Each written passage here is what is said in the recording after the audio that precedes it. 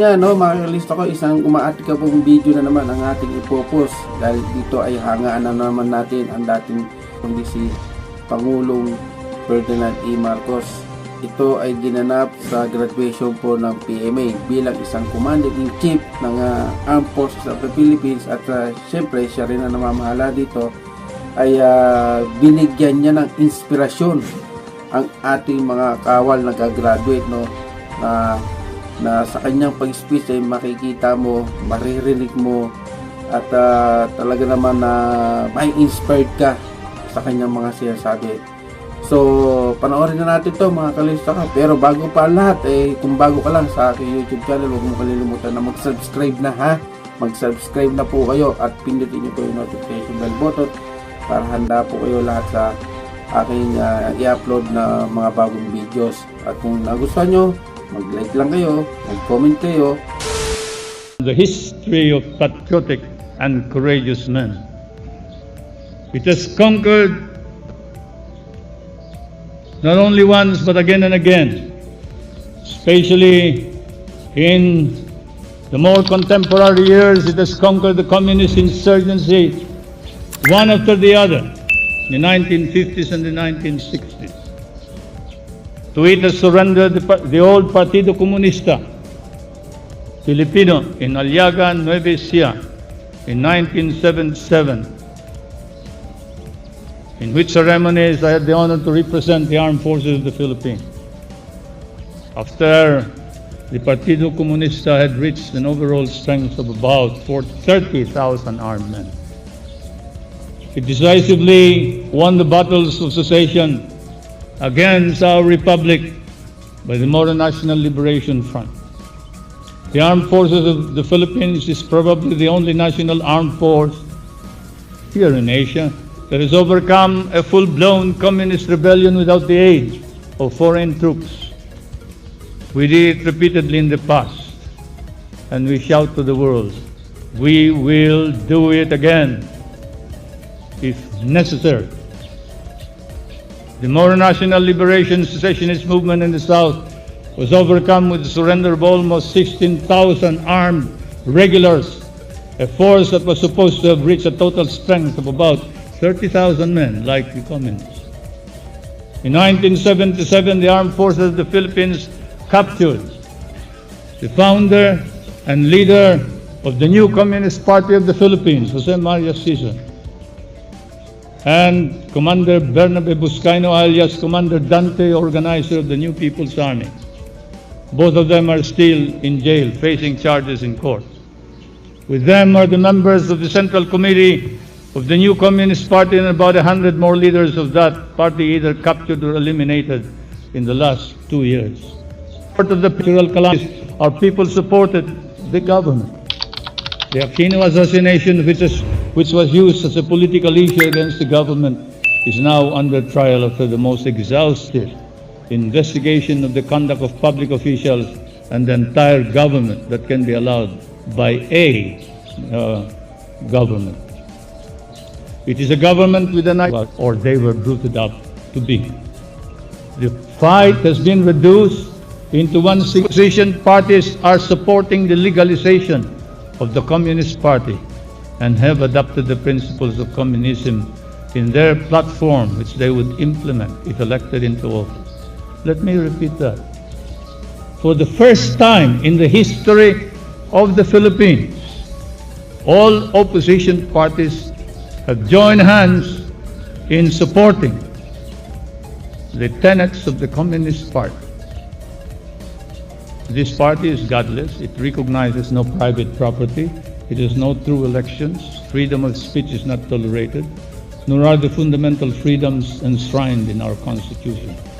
It would convert our government into a totalitarian dictatorship. This is what we are fighting against. Ours is the only government that has established a tanod bayan and an ombudsman, and yet they could, who may have reneged in the performance of their duties. It has prosecuted the highest ranking officer on one front and the fight for enduring economic and political stability on the other. And we will It must be by the strength of our own democratic ideology, keenly understood and passionately advanced.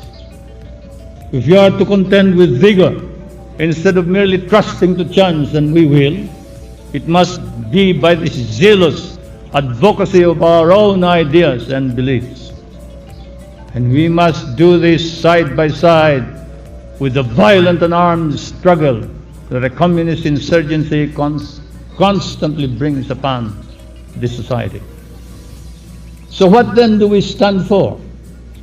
The proportions that we see it and we perceive it to be.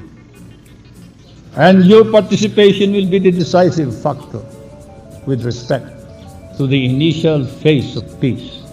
Today, let us say that there is indeed a perceptible effort to intensify insurgency and subversive activities in our country. Communist activities have intensified in many fronts. In the build-up of the NPA, in the establishment of subversive and front organizations, in the infiltration of labor and student ranks, in the production and circulation of anti-government propaganda, and in the employment of terrorism and sabotage. Much of this intensification is rooted in the perception that the crisis that beset our country during the last 1.5 years represented an opportunity for the communist cause. It was believed and hoped that the government would be overthrown by this crisis, be unable to manage the economic crisis and the consequent social and political turmoil. This will be given to the following. First, the fact that the insurgents are focusing their activities on far-flung barangays and remote municipalities in the country.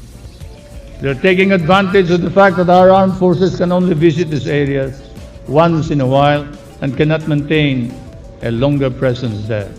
Second, the adoption of the new guerrilla tactic of terrorism and sabotage. Since 1981, the dissidents have engaged in quite a number of these sabotage operations, mostly arson in the capital equipment of agro-industrial establishments in northern Luzon and in Mindanao. The object of this effort, of course, is to disrupt production, damage the agricultural base of our economy. It is also carried out whenever target firms refuse to financially support the insurgency movement. Third, the CPP-NPA is giving a free sign. The CPP clearly hopes now to use the opposition's political machinery to promote what we face in some today is a new phase of confrontation, in which we must renew our strategies and tactics, our lines of action and defenses, in the same manner that the enemy is transforming his. The problem we face here requires a total approach that must be characterized by a government and a people working together for a common goal. So what is the new counterinsurgency problem? Our new counterinsurgency program rests on the three major lines of action, some of which have already been outlined after the guidelines that I set by the Chief of Staff. The integration of local government and military efforts in the fight against terrorism and insurgency. Second, there is the retraining of armed forces personnel and the upgrading of logistical support for our counterinsurgency forces. Three, the mobilization of our government and citizenry for the ideological struggle, for the battle of ideas, for the propaganda struggle that for some time has been overlooked by our side, but greatly intensified on the enemy's end. With respect to the first, united way, at the soonest possible time in areas presently besieged by insurgent activity. Likewise, it must provide preemptive, and beyond our own generations, men will still proclaim, in this, your armed forces of the Philippines, their unwavering devotion to the flag and their undying loyalty to the Philippine Republic. In that spirit, today, I meet you, salute you, and say, well done. Keep it up.